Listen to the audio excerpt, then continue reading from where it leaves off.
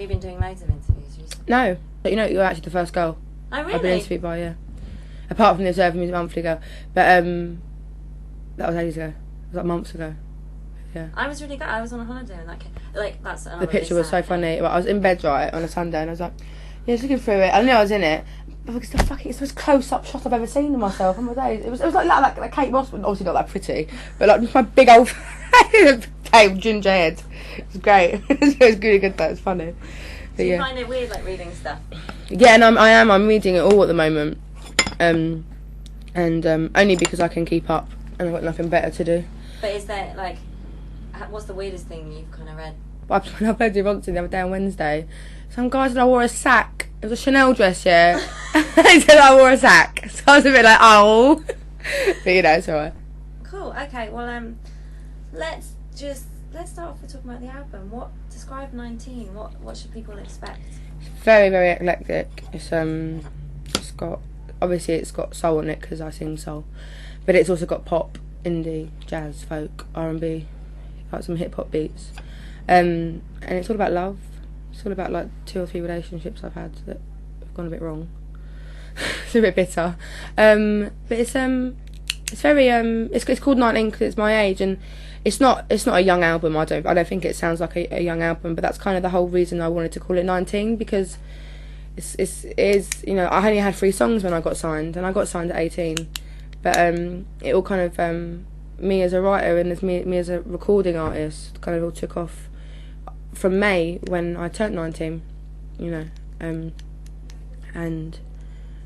I know, I think, you know, I mean, of course there's going to be songs on there that people will love and songs that people will hate, but I do honestly think there's something on it for everyone, even if they're not a fan of the whole album.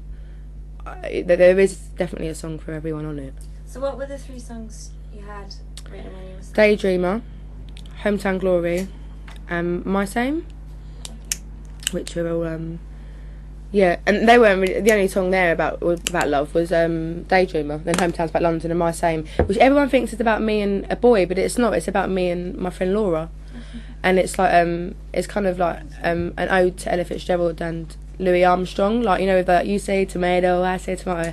And because we're just really not, you wouldn't think that me and my friend Laura would get on, but we actually really, really do, and we're complete opposites, but we really get on. So that you know, and it's just I mean, I do exaggerate now. I do exaggerate my feelings now, to make them like a story, you know. When you were like studying music and stuff, did you kind of do a lot of studying about songwriting, or was that something that you've just kind of? No, I went because I went to the Brit School, obviously. I didn't pay attention in class because I don't believe in learning about music through some old man's criteria. Yeah. I think that's bullshit. But I went to use free equipment and to meet amazing people. The people at Brit, they really are amazing. Like, and it's not a stage school, so you don't get like really annoying rich kids there or anything. You know, you get it's just like South London all there. It gets used free equipment, free recording studios, free rehearsal rooms. I didn't pay attention in lessons. Obviously, by being there around other people, I learned about new artists I'd never heard of, and I'd go and listen to them. But to learn about songwriting, I just listen to songwriters, to be honest. Yeah. What's your kind of, is there like a songwriting process when you kind of sit down and No, I always sometimes I try and force myself, and that never works. It's usually when I stumble in at 4 a.m, really, really drunk, and I record all my songs on my phone because I can't work dictaphones. And yeah, it's like I have to sit in this one chair though. But sometimes I have the melody, sometimes I have the lyrics, sometimes I write the music first. Just depends on how I'm feeling as well. Do you and it's all on your own, or do you collaborate with anyone? A bit of both. Like it's like 13 songs on the album, 9 I've written on my own, Right. and then I wrote 3 with Egg White, who's this amazing, he's a pop genius. He used to work with Carl actually in a band called Brother Beyond. Yes. No. And he's so like he wrote Will Young's Leave Right Now. Oh, right. And James Morrison's You Give Me Something. I had to co-write because I'm not my songs I can't write on my own. I can't write big productions. So you know, and that's Egg's forte. I see, right. So you know, I do the singing, and I write the lyrics and the melodies, and then he writes the music. Right, but I can't co-write lyrics because I can't sing other people's lyrics. But yeah, you know. So yeah. So I do. I write a lot of songs, and then I also take them to the producers. Like Mark did a track, Ronson, the producers are really good at production. Obviously, that's their job. But yeah, so I have to take it to people. Yeah. Sorry, I'm just writing it down. I've got this weird like phobia thing of you go home. There's nothing on it. Exactly. Yeah. You've talked about kind of female solo artists that you admire. Yep. People like Jill Scott, who's amazing. Isn't she? Have you heard her new album? No. I don't like it. Oh, is it not very good? Because I think Beautifully Human, I was a bit like... Yeah. Who is Jill Scott? Have you heard their live album? Amazing. Oh, my days! my mum's boyfriend bought that for me when I was like 16. It's such a good album. But live, like, she Did you see it at Brixton? No, I've saw seen her a couple of times. And, like, every time you are just like... Yeah, she's just amazing. I'm so empowered. Yeah, and, like, yeah. Men and women, and she kind of does a bit of the poetry. And she chats loads as well. No, she's like, amazing. She's so great. There are loads that obviously, like, loads of female artists that you really rate. Yeah. Are there kind of solo artists that you're thinking, I really hope I don't get lumped in with? Oh, I don't feel like that. Obviously, everyone thinks I would be bothered by that. I'm really not bothered. Like, I get compared to Lily Allen and Amy Winehouse. I get compared to Kate. I think just because we're mates and we're both from London and we're girls. I don't think we're alike at all. No. I can see the comparison between me and Amy. Just that, you know, we're soul singers and stuff. And I don't mind though. I really don't mind being compared to people that I like. What about if you were compared to? I mean, who don't you like? Like, what if someone said, "Oh, she's like Joss Stone"? Would that bother you? If they meant my personality. I don't think. You know, someone. I don't know. You know, it's people.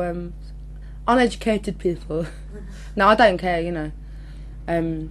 Because, you know, I don't think even if you are compared to someone that you don't like or other people don't like, it never stops people listening to your tunes. Yeah. They can make their mind up when they hear it. What do you reckon's happened to all the male solo artists? Because I think I read a thing, it might have actually been in the Music Monthly, that was kind of like, wow, there's so many interesting young female solo talent. Yeah. Like, do you reckon, like, what do you reckon, what are all the boys doing? I never thought of that, actually, you know. I never actually thought where all the boys gone. There are boys. I just think that because there hasn't been that many girls around for a while, and there hasn't been this many around at the same point, like at the same time as each other, there's kind of standing out a bit more. But there are boys, you know. There's obviously Jamie's first album campaign's over now, but there's Jack and there's I guess Jack's the only kind of big boy at the moment, really, isn't he? All the other ones are kind of doing their albums still, like Johnny Flynn and I really, really love Eugene McGuinness. I've only just got into him. He's amazing. Really, really like him. I don't know where are they actually? I don't know. Oh well.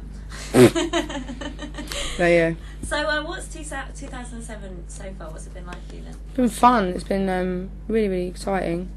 It's a really proud year for me. I've written my album and stuff, you know, and I've got really bad nerves as well. Like I get really, really sick, like with things like, you know, the idea of performing in front of people and the thought of doing TV just shits the life out of me. Is that what you were like before? Jules Holland? Yeah. Oh my days, that was the worst thing I've ever done. Oh my god, it was so painful doing that. So all I did, obviously we weren't going to do it that soon, yeah, but we couldn't turn down the lineup with Paul McCartney, Bjork, and then Billy Bragg was just in the audience, you know. It was, oh my god, I could see my mum crying, and I thought I was going to burst into tears, half of doing myself going, oh I can't do it. So, you know, that was great. And I did, when I played with Mark on Wednesday, I forget to breathe when I get nervous. So like my voice just goes a bit wobbly, and I go a bit faint, and my face goes bright red.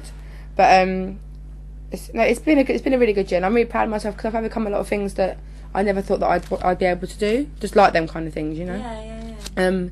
And it's been a long year, you know, obviously because I've been writing and recording, but like this end bit of the year is going really quickly. It's nearly Christmas. And next year is focus on the album. Are you touring a lot next year? I actually can't tour that much. My voice isn't actually that strong. I smoke so much, and I drink loads, and I'd hate to do a gig where I'm not on form. Yeah. For people that are paying proper money to come and see me and stuff, and travelling, you know. But yeah, I'm doing a tour in February in the week of. Oh no, it's not in the week of release anymore. It's like a couple of weeks after the album comes out. Just doing like 6 or 7 dates. Right. And then I think we've got a big tour in June, Right. which I'm really looking forward to. Like, lots of dates, you know. Have you? Because you've obviously, you know, met more people, Yeah. more involved in like the music industry. Is there anything that's made you think, fucking hell, like, have you become cynical? Is there anything that shocked you about it? Is there? No, everyone keeps going, how do you feel about working in such a male-dominated... I don't really notice, to be honest. I do love being around boys. Just get on with it as well. Yeah, I don't mind. Also, when you're the only girl, like, in the industry,